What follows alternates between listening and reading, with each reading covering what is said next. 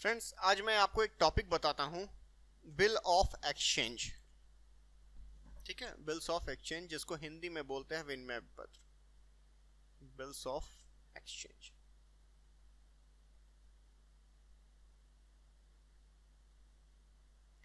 Bill of exchange होता क्या है, ठीक है, और इसके कितने पार्ट होते हैं, कौन कौन से इसमें पार्टीज होती हैं। तो एक इलिस्ट्रेशन लेते हैं, एक एग्जांपल लेते हैं और उसके थ्रू हम इस चीज को समझते हैं। पहली चीज तो मैं ये बता दूं कि बिल ऑफ एक्सचेंज के दो पार्ट होते हैं। The first one is called bills receivable, जिसको बोलते हैं बिल्स रिसेबल, और second one is the bills payable. तो ये समझने के लिए हम एक इलिस्ट्रेशन बनाते हैं, एक एग्जांपल बनाते हैं। ठीक है, सपोज दैट दो पार्टी है। एक पार्टी है आपका मिस्टर एक्स और एक पार्टी है आपकी मिस्टर वाई। एक एज्यूमिंग डेट लेते हैं, एज्यूमिंग डेट लेते हैं हम 2 अक्टूबर, 2 अक्टूबर 2020। मिस्टर एक्स और मिस्टर वाई के बीच में एक ट्रांजैक्शन हुआ। मिस्टर एक्स ने 2 अक्टूबर को, ध्यान रखिएगा, 2 अक्टूबर को मिस्टर वाई को 50,000 का गुड्स, 50,000 का गुड्स उधार बेचा, क्रेडिट पे बेचा। ठीक है, समझिएगा, 2 अक्टूबर 2020 को मिस्टर एक्स ने मिस्टर वाई को 50,000 का गुड्स उधार पे बेचा। बिजनेस ट्रांजैक्शन मैक्सिमम उधार पे ही चलते हैं, क्रेडिट पे चलते हैं, तो ये भी एक नॉर्मल ही ट्रांजैक्शन हम मानेंगे बिजनेस का। अब बात आती है कि सर माल तो मैंने बेच दिया, मिस्टर एक्स ने माल तो बेच दिया, but there are any documentary evidence to prove this transaction. क्या कोई डॉक्यूमेंट्री एविडेंस है सर जो इस ट्रांजैक्शन को प्रूव करता हो? माल बेच दिया तो वाई माल लेके जा भी सकते हैं, हो सकता है वो पैसे ना दें, तो इसके लिए एक डॉक्यूमेंट्री एविडेंस चाहिए। मैं एक शब्द यूज करूंगा, डॉक्यूमेंट्री एविडेंस, यानी कि कागजी प्रूफ। तो क्या करेंगे, मिस्टर एक्स यहां पर एक बिल लिखते हैं। बिल पे बकायदा स्टैंप लगा रहता है, गवर्नमेंट स्टैंप लगा रहता है, टिकट लगा रहता है। इस बिल में यह मेंशन किया जाता है कि 2 अक्टूबर को मिस्टर बी को माल बेचा गया है, कितने का, 50,000 का, और मिस्टर वाई को माल बेचा गया है, और मिस्टर वाई ने ये कहा है, मिस्टर वाई सपोज दैट कहते हैं कि मैं 1 मंथ बाद पेमेंट करूंगा।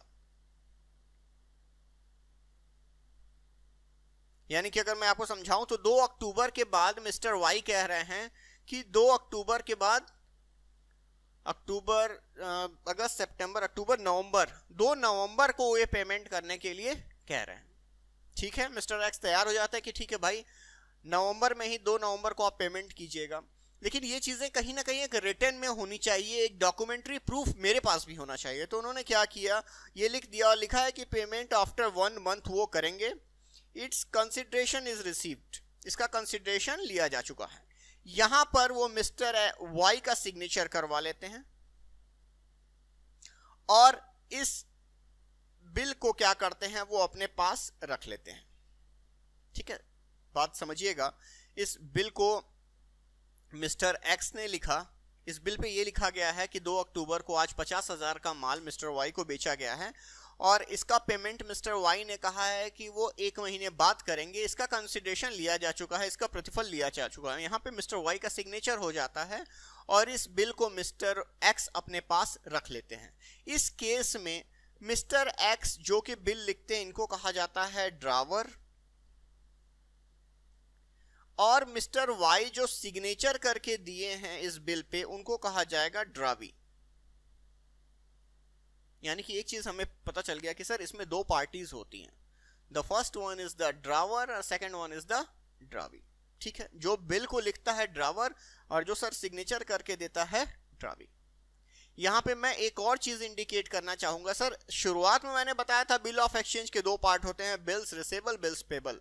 यहां पर किसके लिए, अब आपके मन में आता होगा सर किसके लिए ये बीआर है, किसके लिए बीपी है। तो ध्यान रखिएगा, पहले हम चलते हैं मिस्टर एक्स के पास। मिस्टर एक्स के लिए ये बिल BR कहलाएगा, बिल्स रिसेबल कहलाएगा, ये उनके लिए एज ए एसेट्स होगी।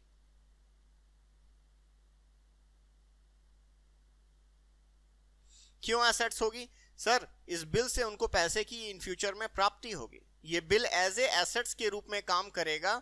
ये बिल आगे चल के पैसे में कन्वर्ट हो जाएगा, कैश में कन्वर्ट हो जाएगा। जरूरी नहीं मिस्टर वाई से, किससे भी चाहे तो कन्वर्ट करवा सकते हैं, ठीक है।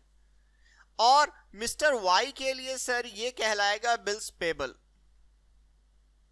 ये एज ए लायबिलिटी उनके लिए होगी। क्यों लायबिलिटी होगी? क्योंकि सर इस बिल का पेमेंट उनको इन फ्यूचर में करना है। तो यहां पे ये चीज क्लियर हो गई कि सर मिस्टर एक्स के लिए ये एज ए एसेट्स होगा और ये कहलाएगा बिल्स रिसेबल, यानी कि इससे पैसे, इस बिल से पैसे मिलेंगे। और मिस्टर वाई के लिए कहलाएगा बिल्स पेबल, इस बिल का पेमेंट उनको करना है। देन आइए ड्यू डेट पे हम आते हैं। ड्यू डेट हमारा आता है 2 अक्टूबर की बात हो रही है। ध्यान रखिएगा, बिल ऑफ एक्सचेंज का एक नियम और होता है, आप उसमें फर्स्ट मंथ ऐड कर दिए, एक मंथ ऐड हो गया तो अक्टूबर नवंबर, डेट आ गया 2 नवंबर, पेमेंट का दिन। बिल ऑफ एक्सचेंज कहता है कि सर 3 दिन ग्रेस पीरियड का भी दिया जाए। समझिएगा, मिस्टर एक्स पेमेंट लेने के लिए 2 नवंबर को नहीं जाएंगे, वो 3 दिन ग्रेस पीरियड का भी जोड़ा जाता है इसमें।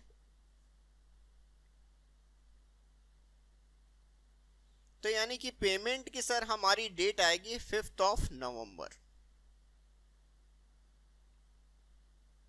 ठीक है। पेमेंट का दिन आ गया 5 नवंबर। फिर से मैं समझा देता हूं, 2 अक्टूबर का डेट था, 3 दिन ग्रेस पीरियड का जोड़ा गया तो हो गया 5 नवंबर। मिस्टर एक्स बिल लेके जाएंगे किसके पास? यानी कि ये बिल लेके, बिल्स रिसेबल लेके जाएंगे किसके पास? मिस्टर एक्स के, वाई के पास, और उनको ये क्या कर देंगे? ये बिल दे देंगे, ठीक है। और मिस्टर वाई क्या करेंगे? ये 50,000 रुपए, जैसा कि इस बिल में लिखा हुआ है, इस 50,000 रुपए का पेमेंट वो मिस्टर एक्स को कर देंगे, ठीक है। ध्यान रखिएगा, बिल अब पहुंच जाएगा मिस्टर वाई के पास और 50,000 रुपए का पेमेंट हो जाएगा मिस्टर एक्स को।